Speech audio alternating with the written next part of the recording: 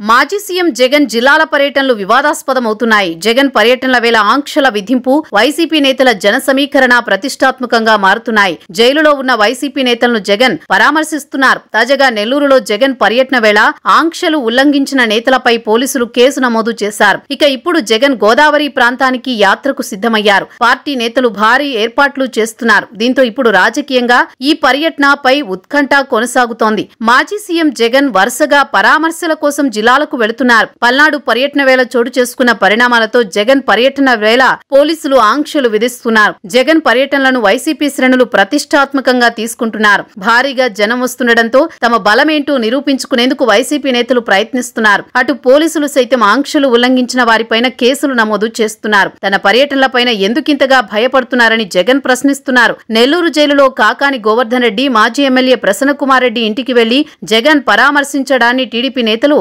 తప్పుబడుతున్నారు.